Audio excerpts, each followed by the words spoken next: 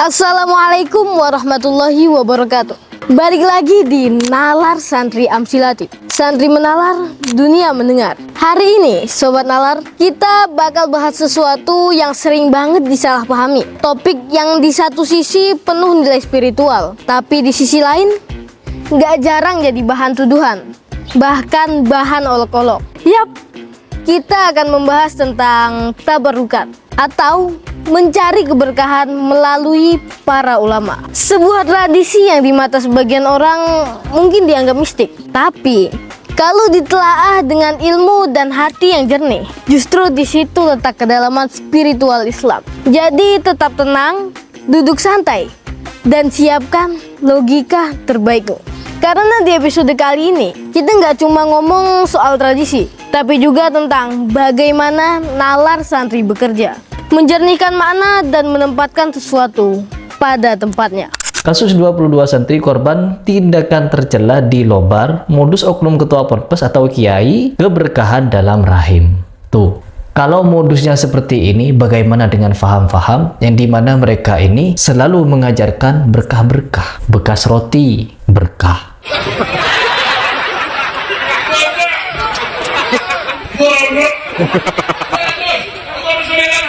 Bekas siwak, berkah. Bismillahirrahmanirrahim. Bekas telapak kaki Habib, berkah. Sabbih isma rabbikal a'la alladzi khalaqa fasawwa. Bekas minum Habib, cangkirnya, berkah. Walladzi qaddara fahada walladzi akhraja al-mar'a faj'alahu tha'an nahwa sanuqri'uka fala tansa illa ma syaa Allah innahu ya'lamul jahra wa ma yakhfa. Apa yang gak berkah? Man yusiruka lil yusra fadzakir in nafa'atid dzikra. Bahkan mereka meyakini dengan melakukan hal tersebut bisa mendapatkan syafaat kelak di akhirat.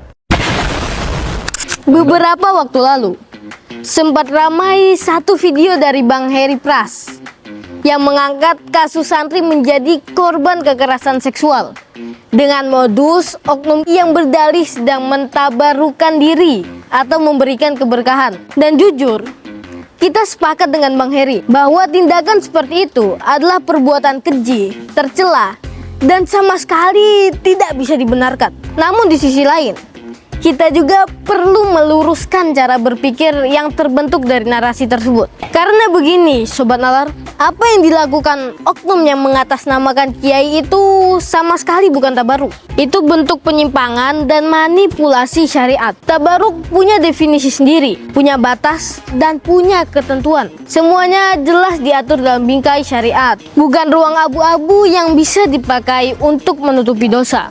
Sayangnya, Bang Heri tampak keliru dalam menempatkan akar masalahnya. Yang seharusnya menjadi benang merah kesalahan adalah penyalahgunaan makna barokah, bukan hakikat tabaruk itu sendiri. Beliau menganggap bahwa ajaran tentang ngalap berkahlah yang melahirkan perilaku menyimpang. Padahal secara substansi, makna barokah dalam Islam itu sangat jauh dari perilaku menjijikan semacam itu. Justru ini adalah fenomena pemelintiran maksiat atas nama kebaikan. Dalam istilah ilmiah disebut moral distortion atau ethical manipulation, yakni pembenaran perilaku amoral dengan membungkusnya dalam simbol-simbol moral dan religius. Analogi sederhananya begini. Kalau ada oknum dokter melakukan pelecehan atas nama terapi pengobatan, masa iya kita akan menyalahkan seluruh dunia medis? Kan nggak mungkin. Kalau logika itu dipakai, ya bisa-bisa semua orang mati karena takut berobat. Yang salah bukan pengobatannya, tapi oknum dokternya. Dan solusi yang benar bukan menghapus profesi dokter, tapi mendidik masyarakat agar tahu batas-batas etika medis. Mana tindakan penyembuhan, mana pelecehan. Begitu pula dalam kasus ini, yang perlu kita luruskan bukan ajaran tabaruknya, tapi penyimpangannya. Yang harus kita lawan bukan nilai keberkahannya, tapi manipulasi atas nama keberkahan. Menariknya, konsep barokah dalam Islam sebenarnya memiliki kesamaan dengan apa yang di barat dikenal sebagai positive energy transfer, yakni perpindahan energi positif dari satu individu kepada individu yang lain melalui interaksi emosional, kehadiran, atau bahkan tatapan. Dalam psikologi sosial modern, fenomena ini disebut emotional contagion, yakni ketika suasana hati dan energi positif seseorang dapat menular kepada orang lain di sekitarnya. Bedanya, Islam memandang hal itu bukan sekadar interaksi emosional, tetapi manifestasi spiritual dari rahmat Allah yang mengalir melalui orang-orang soleh. Jadi, kalau seseorang duduk bersama orang soleh, lalu hatinya menjadi tenang, semangat ibadahnya meningkat, itu bukan karena orang itu punya kekuatan mistik, tapi karena Allah menurunkan ketenangan dan rahmat melalui kehadirannya. Itulah hakikat barokah dalam Islam. Dan agar tidak salah arah, penting kita pahami, tabaruk bukan sekadar tradisi turun-temurun, tapi ada dasar yang kuat dalam Al-Quran. Salah satunya dalam surah Al-Ma'idah ayat 35, di mana Allah memerintahkan kita untuk mencari perantara menujunya. A'udzu billahi minasyaitonir rajim. Bismillahirrahmanirrahim. Ya ayyuhalladzina amanu taqullaha wabtaghu ilaihil wasilah wajahidu fi sabilihi la'allakum tuflihun. Al-Maidah ayat 35. Artinya, wahai orang-orang yang beriman, bertakwalah kepada Allah dan carilah jalan untuk mendekat kepadanya, dan berjihadlah di jalannya agar kamu beruntung. Ayat ini menegaskan mencari wasilah atau perantara menuju Allah adalah bagian dari perintah syariat, dan tabarruk adalah salah satu bentuknya. Memohon keberkahan kepada Allah melalui sesuatu yang dimuliakan olehnya, bukan meminta kepada makhluk itu sendiri.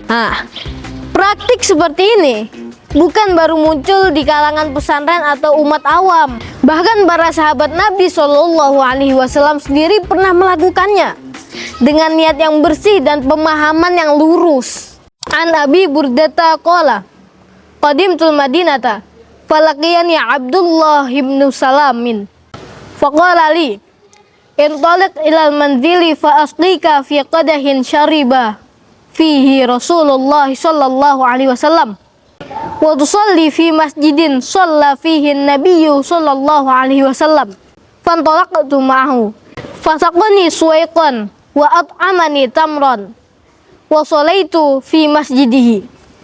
Artinya, dari Abu Burdah, ia berkata, aku datang ke Madinah.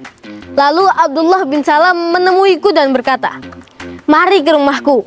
Aku akan memberimu minuman dalam bejana yang pernah diminum oleh Rasulullah, dan engkau akan sholat di masjid tempat Rasulullah Shallallahu Alaihi Wasallam pernah sholat. Maka aku pun pergi bersamanya.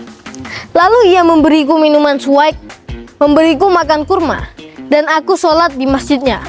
Hadis riwayat Al-Bukhari, Kitab Fadail As-Sahabah, hadis nomor 3813. Hadis ini menunjukkan bahwa para sahabat sendiri memuliakan jejak Nabi Shallallahu Alaihi Wasallam, dan itu tidak dianggap syirik atau bid'ah.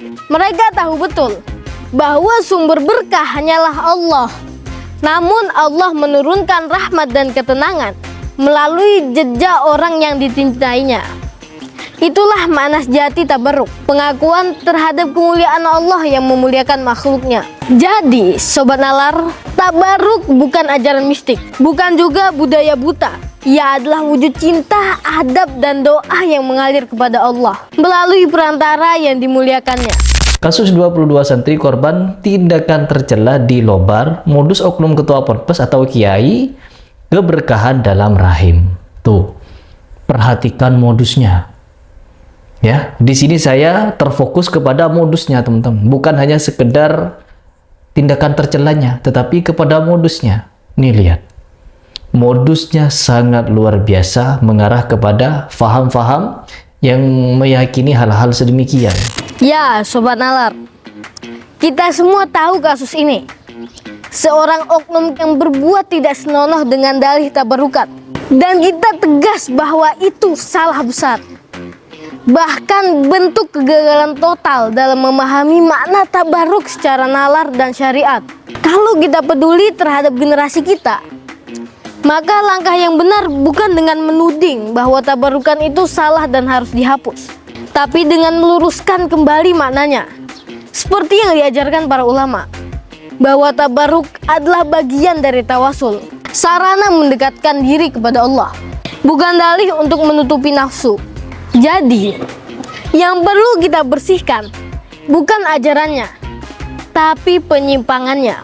Yang perlu dilawan bukan tabarruknya, tapi orang yang memelintir maknanya. Karena kalau 1-2 oknum menyeleweng, solusinya bukan menghapus ajaran, tapi mengembalikannya pada ruh keilmuan yang murni. Islam sendiri sudah memberi peringatan keras bagi siapapun yang berdusta atas nama agama, apalagi atas nama Rasulullah Sallallahu Alaihi Wasallam. Qala Rasulullah Sallallahu Alaihi Wasallam, "Man kazaba aliyya muta'ammidan falyatabawwa maq'adahu minan nar." Rawahul Bukhari wal Muslim. Artinya, barang siapa berdusta atas namaku dengan sengaja, maka hendaklah ia menempati tempat duduknya di neraka. Hadis riwayat Bukhari dan Muslim. Jadi, kalau benar kita peduli pada masa depan umat, maka yang harus dilakukan adalah membersihkan konsep tabarukan dari penyimpangan, bukan memprovokasi agar tradisi ini dihapus. Karena yang suci harus dijaga dan yang salah harus diperbaiki, bukan dijadikan alasan untuk menolak ajaran yang benar. Bekas roti berkah, bekas siwak berkah, bekas telapak kaki Habib berkah, bekas minum Habib cangkirnya berkah. Apa yang nggak berkah? Bahkan mereka meyakini dengan melakukan hal tersebut bisa mendapatkan syafaat kelak di akhirat. Sampai di titik itu, teman-teman. Apa ini namanya? Semuanya berawal dari doktrin. Apabila doktrin-doktrin seperti ini dibiarkan, maka akan semakin banyak modus-modus dari orang-orang yang seperti ini melakukan tindakan-tindakan yang mengarah kepada seperti ini. Ya, Sobat Nalar, kita baru saja lihat cuplikan video dari Bang Heri Pras. Dalam videonya, beliau menilai bahwa kasus-kasus tak senonoh yang dilakukan sebagian oknum bermula dari doktrin keberkahan di pesantren. Dan jujur, kita akui, Bang Heri datang di waktu yang tepat dengan analisis kasus yang nyata. Tapi sayangnya, beliau keliru dalam cara menanganinya. Ibarat ada kebakaran, Bang Heri datang bukan membawa air, tapi membawa bensin. Alhasil, bukannya padam, api justru makin besar. Dan yang tersisa hanyalah provokasi dan kecurigaan terhadap seluruh pesantren. Ya, bensin yang dimaksud adalah pernyataan Bang Heri sendiri, bahwa akar masalah semua ini adalah doktrin kiai tentang keberkahan yang dianggap bisa menjerumuskan. Padahal justru di akhir videonya, beliau berkata bahwa dirinya heran, bukan hanya karena kasusnya, tapi karena masyarakat kita masih mudah dibodohi dengan embel-embel keramat dan berkah. Nah, di titik inilah seharusnya kita sama-sama berpijak dengan arah yang tepat. Kalau memang Bang Heri punya empati besar terhadap mental health dan masa depan anak-anak bangsa, seharusnya solusinya bukan dengan menuding konsep tabaruk sebagai doktrin menyesatkan, melainkan dengan menjelaskan secara jernih apa itu tabaruk yang benar dan sejauh mana batasannya, agar mereka tahu perbedaan tabaruk dan manipulasi maksiat. Jadi, abai terhadap kasus seperti ini jelas salah, tapi menuduh bahwa akar masalahnya adalah tabaruk itu sendiri juga sama sekali tidak benar. Yang rusak bukan ajarannya, tapi oknumnya. Dan tugas kita bukan memusnahkan nilai, melainkan menjaga agar maknanya tetap murni, sesuai tuntunan para ulama dan sahabat Nabi Shallallahu Alaihi Wasallam. Dia cium tangan Apa kata dia? Untuk tabarruk, mengambil berkah. Inna boleh. Kata Syekh di sini, wala ba'sa bi takbil ar-ra's wal yad li ahli al-ilm. Kalau ada ulama, kita enggak apa-apa cium kepalanya, cium tangan, enggak ada masalah sama sekali. Tapi apa enggak boleh hulu, enggak boleh berlebihan. Siapa yang jamin di tangan kita itu ada keberkahan? Kalau Nabi kita Muhammad sallallahu alaihi wasallam jelas berkah. Kita ini banyak dosanya, banyak alpanya, banyak kekurangannya. Kita ini manusia, mereka juga manusia. Maka kalau seandainya keberkahan, kita harus ada dalil yang menaskan bahwasanya fulan ibn fulan adalah seseorang yang ada berkahnya. Kalau seandainya Allah nggak pernah menaskan di situ ada berkahnya, maka jangan dicari berkahnya gitu. Jadi nggak ada masalah sama sekali antum atau antunna, semisal akhwat jumpa dengan ustazahnya, saling mu'anaqah, saling berpelukan, silakan, cipika-cipiki silakan, nggak ada masalah sama sekali. Cium tangan nggak ada masalah sama sekali. Cium kepala juga nggak ada masalah sama sekali. Ya nggak boleh hulu, meyakini ada keberkahan tertentu, itu nggak boleh. Nah, ini nih Sobat Nalar, pernyataan yang sering lewat di FYP. Kalimatnya keras, logikanya kelihatan ilmiah. Tapi kalau dikaji pakai nalar dan ilmu, ternyata banyak bolongnya. Pertama, klaim bahwa hanya Nabi Shallallahu Alaihi Wasallam yang boleh dimintai keberkahan itu perlu dikaji ulang. Sebab, kalau benar tabaruk itu sesat, mustahil Rasulullah membiarkan umatnya melakukannya tanpa peringatan. Kalau begitu, berarti sahabat, tabi'in, bahkan ulama besar selama 1000 tahun terakhir semuanya sesat. Dan Nabi Shallallahu Alaihi Wasallam yang katanya diutus menyempurnakan agama, justru dia melihat kesesatan masif itu. Ya jelas nggak mungkin. Beliau sendiri bersabda, "Taraktukum alal wadihati." Artinya, aku tinggalkan kalian di atas jalan yang terang benderang. Jadi, semua hal yang bisa menyesatkan umat pasti sudah dijelaskan Nabi Shallallahu Alaihi Wasallam. Dan faktanya, tidak ada satupun larangan dari beliau terhadap tabarruk. Yang artinya, praktik itu bukan penyimpangan, tapi bagian dari tradisi adab Islam. Sayyid Muhammad bin Alawi Al-Maliki dalam Mafahim Yajibu an Tusohah halaman 232 menjelaskan, tabarruk tidak lain hanyalah bentuk tawasul kepada Allah Ta'ala dengan sesuatu yang diberkahi, baik berupa peninggalan, tempat, atau pribadi tertentu. Jadi tabarruk bukan berarti meminta kepada selain Allah, tapi berdoa kepada Allah melalui sebab yang Allah sendiri muliakan. Yang dihormati bukan bendanya, tapi kehendak Allah yang memuliakannya. Lalu ada juga yang menuduh tabarruk itu gulu, berlebihan dalam beragama. Padahal belum tentu mereka ngerti dulu apa itu gulu. Menurut Al-Zamakhsyari dalam tafsir Al-Kasyaf juz 3 halaman 666, beliau membagi gulu menjadi dua. Ada gulu yang benar, yaitu pendalaman agama dengan dalil dan hujjah. Dan juga ada gulu yang batil, yaitu melampaui batas, menolak dalil, dan mengikuti hawa nafsu. Nah, tabarruk jelas bukan yang kedua, karena ia punya dasar, dalil, dan niat yang lurus. Yang justru berlebihan itu malah sebagian orang yang buru-buru memvonis bid'ah dan syirik ke sana kemari tanpa mau baca dulu apa maksudnya adab dan penghormatan dalam Islam. Makanya Said Alawi dalam Mafahim Yajibu an Tusohah sampai menulis bab khusus At-ta'zimu bainal ibadati wal adabi. Yakhta'u kasirun minan nasi fi fahmi haqiqatit ta'zimi wa haqiqatil ibadati. Fayukhallituna bainahuma khaltan bainan. Wa ya'tabiruna anna ayya naw'in min anwa'it ta'zimi huwa ibadatun lil mu'azzami.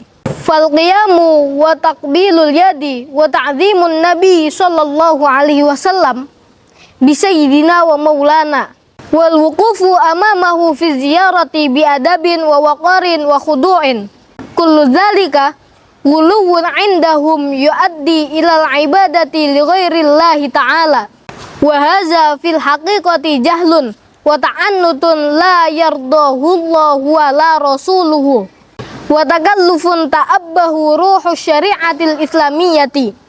Terjemahannya, banyak orang keliru dalam memahami hakikat ta'zim atau pengagungan dan hakikat ibadah. Mereka mencampur adukan keduanya dan menganggap bahwa setiap bentuk penghormatan berarti ibadah kepada yang dihormati. Seperti berdiri untuk menghormati, mencium tangan, menyebut Nabi SAW dengan sebutan Sayyiduna atau Maulana, atau berdiri dengan sopan di hadapan beliau saat berziarah. Semua itu oleh mereka dianggap ghulu yang menjadikan ibadah kepada selain Allah. Padahal anggapan seperti itu adalah bentuk kebodohan dan pemaksaan makna yang tidak diridhoi oleh Allah dan Rasul-Nya, serta bertentangan dengan semangat syariat Islam. Nah, di sini letak masalahnya. Yang sering disebut ghulu itu kadang cuma ekspresi adab dan cinta, mencium tangan guru, berdiri dengan hormat, atau mencari doa keberkahan. Bukan menyembah, tapi menghormati.